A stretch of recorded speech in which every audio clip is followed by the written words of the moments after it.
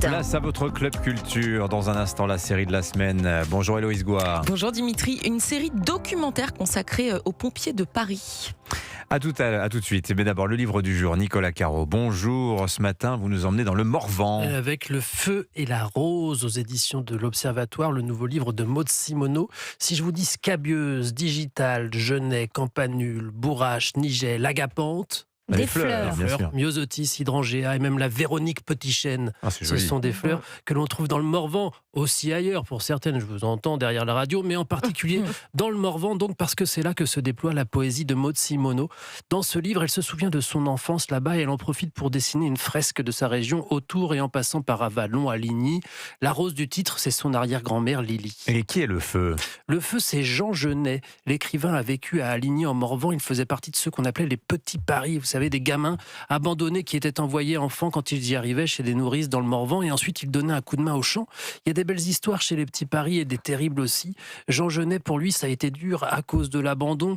Je suis absolument seul, explique sa mère Camille dans une lettre et dans la misère absolue à 22 ans en 1910. Il sera certainement plus heureux, le pauvre petit, et j'espère que plus tard, il pardonnera à sa pauvre maman. Maud Simoneau décrit son parcours et son lien avec le Morvan et avec les fleurs. L'impression, dit-il, Jean Genet, dans le journal d'un voleur, que là-bas, les fleurs me rendent au passage un hommage, me reconnaissent. Et on suit leurs deux destins.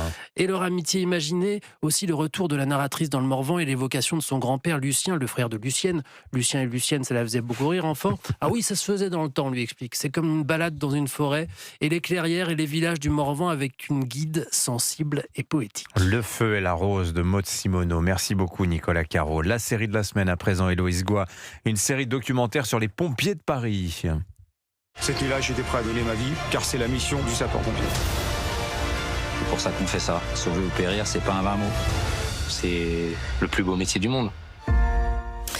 Aujourd'hui, en France, le saviez-vous, un pompier est appelé toutes les 7 secondes. Eh bien non, je l'ignorais. Et bien, vous le savez maintenant. Mais derrière ce chiffre, il y a une réalité qu'on voit finalement assez rarement, celle d'hommes confrontés à des incendies où chaque minute, chaque décision peut devenir vitale.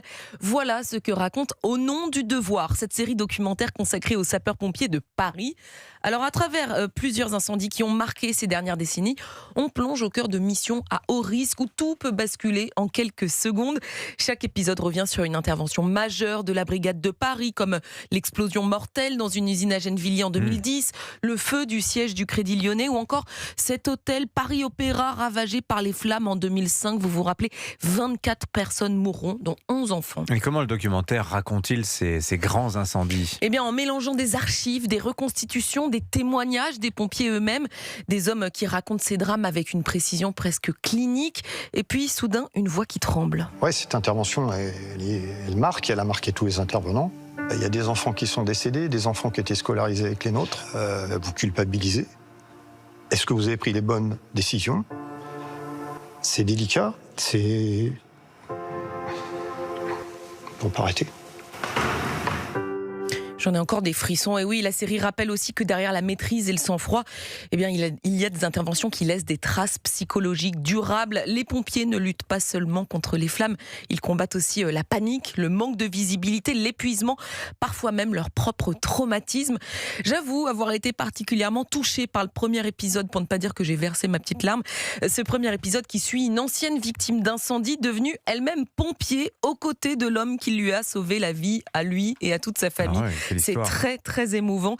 Vous verrez, ce documentaire, c'est pas tellement une série catastrophe parce qu'au fond, cette série parle moins des incendies que de ceux qui choisissent d'y entrer quand tout le monde tente d'en sortir. Oh, c'est joliment dit. Merci. Au nom du devoir, les sapeurs-pompiers de Paris, série documentaire en 6 épisodes à retrouver sur l'application Canal+. Merci beaucoup Héloïse Gouard.